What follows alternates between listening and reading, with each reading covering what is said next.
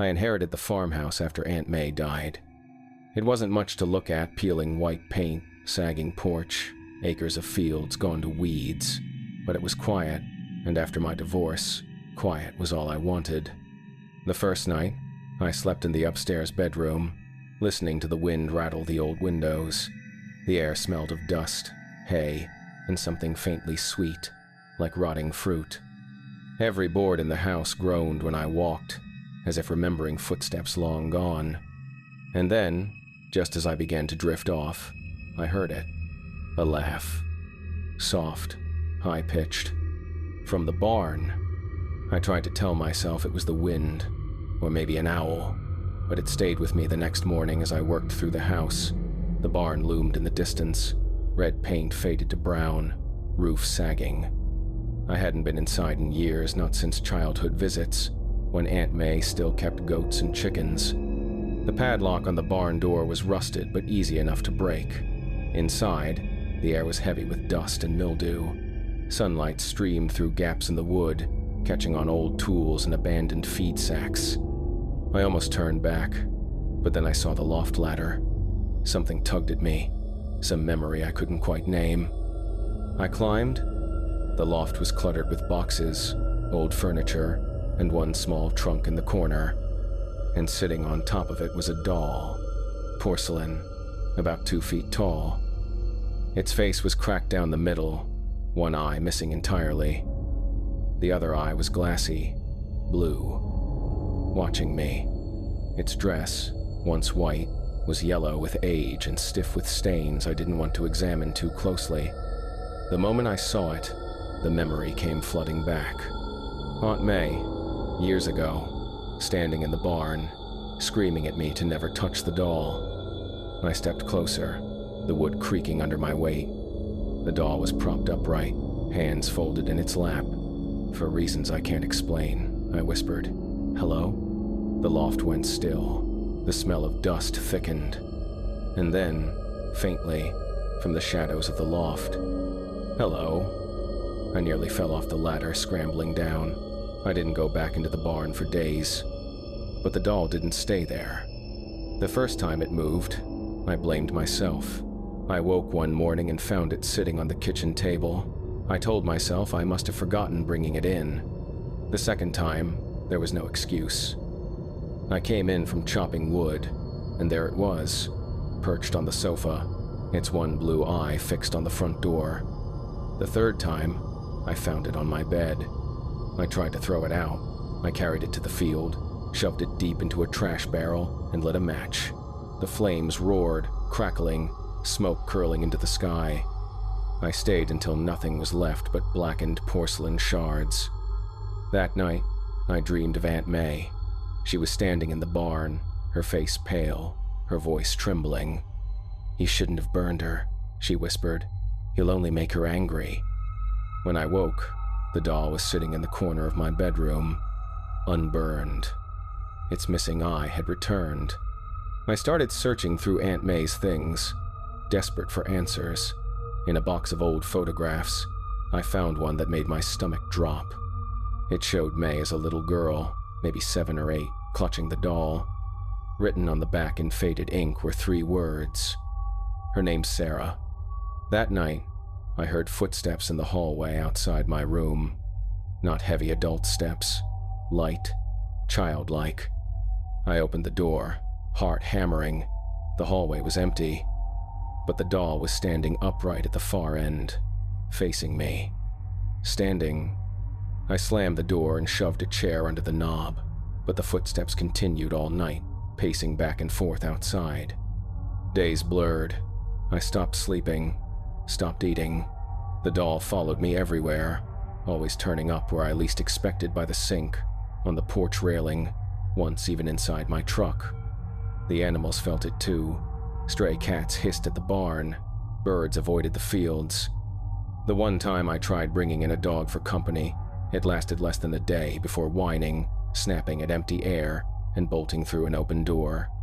I was alone with Sarah. The breaking point came one night during a storm. Thunder shook the house.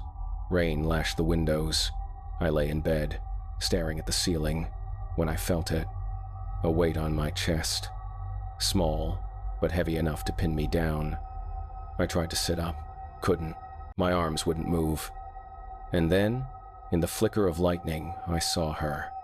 The doll crouched on top of me, face inches from mine, both glass eyes gleaming now, porcelain lips parting, and from them came a child's voice, wet and gurgling. "Why did you leave me in the barn?" I screamed, thrashing, finally throwing her off. She hit the wall with a crack and fell limp. I didn't think. I just ran out the door, through the storm, barefoot across the field. I didn't stop until I was at the road, soaked and shivering, begging passing headlights for help. I never went back to the farmhouse. I sold it cheap, papers signed without a word about what I'd seen. But sometimes, late at night, I dream of it. The peeling paint, the creaking barn, the doll waiting in the loft, cracked smile widening as I climb the ladder. And when I wake, the smell of dust and mildew lingers in my room. Once, I even found a porcelain shard on my nightstand. I swept it into the trash, but I can't shake the feeling that Sarah is still out there, waiting for me to come back. I didn't want to look. Every nerve in my body screamed at me to keep my eyes fixed on the ceiling, to pretend the sound had come from outside, from anywhere else, but the giggle came again, closer this time. I yanked the flashlight from my nightstand and forced myself to lean over the edge of the bed, the beam cut into the darkness beneath. Nothing, just dust bunnies, a few old socks, and then something moved. One of the porcelain shards I had smashed outside the house rolled forward from the shadows, stopping just inches from my face. I jerked back, slamming into the headboard. My chest heaved, my mind scrambling for an explanation. It wasn't possible. I'd left the pieces outside. That was when I noticed the air again. Thick, cloying, smelling of dust and mothballs. Attic air. It was in my room. The next morning, I demanded answers. "Mom," I said at breakfast, my voice raw, "what do you know about this house? About the people who lived here before us?" She looked tired, annoyed. "Why? Did the doll spook you again?" "I'm serious. Please. Did something happen here?" She sighed, setting down her coffee. "The realtor mentioned a little girl once lived here. She passed away some illness, I think. The parents moved away after. That's all I know." My stomach knotted. I pressed on. "And the doll? What about it? Could it have been hers?" Mom hesitated, just for a moment, and in that hesitation, I saw something flicker across her face, something she was trying to bury. "Maybe," she said finally, "but it doesn't matter. It's just a toy." Her voice wavered on that last word. She didn't believe it either. I started digging. I skipped classes, spent hours in the town library. Old newspaper clippings confirmed it. A girl named Lillian, age 9, had died in the house 20 years ago. Pneumonia, according to the obituary. There was a photo, grainy but clear enough. She was holding the doll. Same cracked face, same faded pink dress. Only back then, the doll's eye wasn't crooked. The caption beneath the photo read, "Lillian and her beloved companion, Clara." I whispered the name out loud, my lips trembling. Clara. The air in the library seemed to shift. Colder, heavier. I swear I heard the faintest sound of porcelain tapping against wood. That night, I locked my bedroom door, shoved a chair under the handle, and tried to sleep. It didn't matter. At 3:17 a.m., I woke to the weight on my chest. Not heavy, child-sized, but cold, freezing. I opened my eyes, and the flashlight beam still on the nightstand caught it perfectly. The doll, Clara, its face inches from mine, one porcelain hand pressed against my throat. I couldn't move. I couldn't breathe. My lungs seized as the doll leaned closer, its crooked eye almost straight now, its cracked lips parting. And then I heard its soft, wet, rasping breaths. Not mechanical, not hollow. Human. The doll was breathing. I thrashed, finally breaking free, flinging it across the room. It hit the wall with a sharp crack, one arm shattering. I didn't wait to see where it landed. I bolted, yanking open my window and climbing onto the roof, the cold night air cutting into my skin. I didn't care. I needed out. I scrambled down the gutter, bare feet scraping against metal, and ran. I didn't stop running until I was 3 blocks away, crouched behind a gas station dumpster, sobbing into my hands. That was the last night I ever slept in that house. Mom didn't believe me, of course. She thought I'd had a breakdown, maybe even a hallucination from stress. When she checked my room the next day, the doll was gone. "See?" she said, trying to comfort me. "It's not there. Maybe it never was." But I know what I saw, what I felt, the weight, the breath, the cold porcelain hand pressing against my throat. And the worst part? Over the next few weeks, I noticed Mom changing. At first it was subtle, talking to herself more, pausing mid-sentence as if listening to someone I couldn't hear. Then she started humming lullabies, songs she'd never sung before. One night, I came by to check on her, and I heard her whispering through her door. "It's okay, Clara," she said softly. "I'll take care of you now." I didn't go in. I couldn't. I moved out 2 months later, crashing on friends' couches until I could afford a place of my own. I never went back. But the story doesn't end there. 3 years later, I was walking downtown, past the row of antique shops I usually ignored. Something in one of the windows caught my eye. A doll. Porcelain, pink dress, crooked glass eye. It was sitting upright on a velvet chair, cracked face tilted, as if waiting for me. My legs locked, my throat went dry. And then, faint but unmistakable, I saw it. The crooked eye shifted, just slightly, fixing itself, following me. I turned and walked away, fast, heart hammering against my ribs. But even now, sometimes at night, when the house creaks and the air turns stale with that faint smell of dust and mothballs, I swear I can hear it. Tap, tap, tap. Getting closer. It was Christmas Eve when the doll first spoke. I swear to God, I heard it. "Daddy," it whispered, faint as wind across snow. I froze in the living room, the tree lights twinkling beside me, the faint smell of pine and cinnamon candles filling the air. My daughter, Emily, was upstairs asleep. The television was off. The house was silent. And yet, sitting beneath the tree in shiny red wrapping paper, the doll's porcelain head peeking from a tear Emily had made earlier, I heard it. "Daddy." I told myself it was exhaustion. I hadn't slept in 2 days, not since the holiday rush at the store where I worked. My wife passed away last year, and this was my first Christmas trying to make it perfect for Emily on my own. Maybe I wanted too badly for it to be special. I knelt, pulled the box a little closer. The doll stared up at me from behind plastic, its cracked lips painted into a faint smile. Its glass eyes glimmered in the multicolored Christmas lights. I whispered, just to test myself. "What did you say?"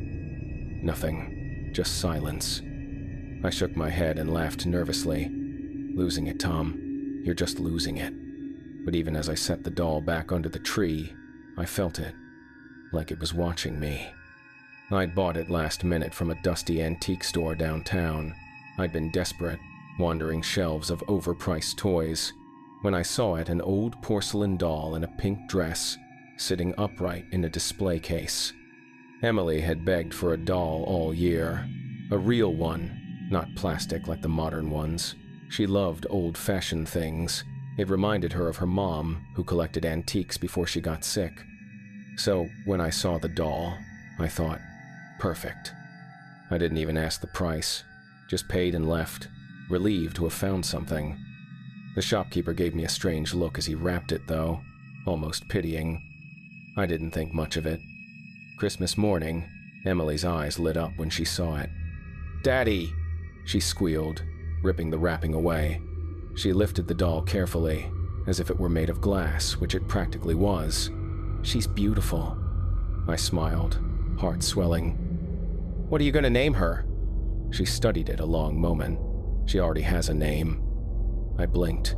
"What do you mean?" "She told me," Emily said simply. "Her name is Annabelle." The room went cold. My hands tightened on my coffee mug. I wanted to ask more, but Emily was already humming, brushing the doll's stiff yellow hair with her fingers, as if the two were old friends. At first, it seemed harmless. Emily carried Annabelle everywhere, setting her at the dinner table, whispering secrets into her porcelain ear. But soon, the weirdness began. The first time was 3 nights after Christmas. I was doing dishes when I heard Emily upstairs, giggling. "Stop, Annie," she said. "That tickles." I dried my hands and went to check. Emily was alone in her room, the doll propped on her bed. "Who are you talking to?" I asked. She shrugged. "Annabelle." "She told me a funny joke." I forced a smile. "Oh yeah? What was it?" "She said you don't like her," Emily answered matter-of-factly. "She said you want to throw her away." The smile slipped from my face. I didn't know what to say. That night, I woke to a sound in the hallway. Tap, tap, tap. Small footsteps, like a child walking barefoot on the wood. I sat up, heart pounding. "Emily?" I called. No answer. The footsteps stopped outside my door. I grabbed the baseball bat I kept by the bed and yanked the door open. The hallway was empty, the only light the faint glow from the Christmas tree downstairs. But halfway down the hall, sitting upright against the wall, was Annabelle. I swear to God, she hadn't been there when I tucked Emily in. Over the next week, things got worse. The doll moved constantly. I'd put her in Emily's room, only to find her sitting in the kitchen chair. Once, I found her in my bed, right beside me. I started locking her in the hall closet at night. Every morning, she'd be gone. Emily grew pale and distant. She stopped eating much, stopped talking to me. She only whispered to the doll. One evening, I caught her in the bathroom, standing on a stool, holding Annabelle up to the mirror. "What are you doing?" I asked. Emily didn't look away from the reflection. "Annie says she doesn't like the way she looks. She says her face is broken. She wants to wear mine instead." Her tiny voice was flat, lifeless. Chills tore through me. "Emily, put the doll down." But she just smiled in the mirror. I tried to get rid of it. Late one night, I grabbed Annabelle and shoved her into a garbage bag, then drove 30 miles out to the river. Snow fell heavy, biting into my skin as I hurled the bag into the dark water. I watched it sink, relief flooding me. But when I got home, my heart stopped. Annabelle was sitting under the Christmas tree. Her dress was wet, and her cracked lips seemed to be smiling wider. I begged Emily to let me take the doll away, but she screamed like I'd threatened her life. "If you hurt her, Daddy, she'll hurt you back." I tried to reason with her, but she was slipping further away from me each day. One night, I woke to the sound of whispering. I thought Emily was talking in her sleep, but as I crept to her doorway, I realized she wasn't alone. 2 voices, one hers, one softer, rasping, too deep to belong to a child. I froze in the hall, listening. "Do you love me, Emily?" the rasping voice asked. "Yes," Emily whispered. "Then let me stay." I stumbled backward, bile rising in my throat. The doll was talking. The final night, it happened. I woke to the smell of smoke.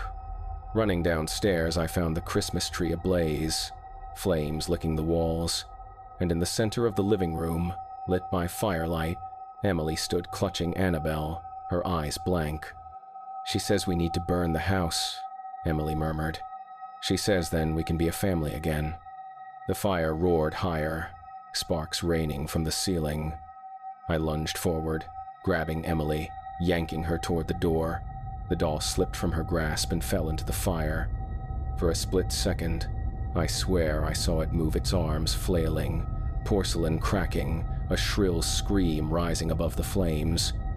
Then the ceiling collapsed. The firefighters dragged us out in time.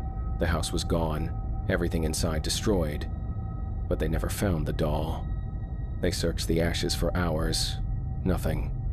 Emily was hospitalized for smoke inhalation, but she recovered. She doesn't remember much from that night, or at least she pretends not to. When I ask, she just shakes her head and changes the subject. Sometimes I think it's over, that maybe the fire ended it. But last week, I came home to find a package on the porch, no return address. Inside was a porcelain doll, pink dress, crooked smile, and a note in a child's handwriting. "Merry Christmas, Daddy. Love, Annabelle."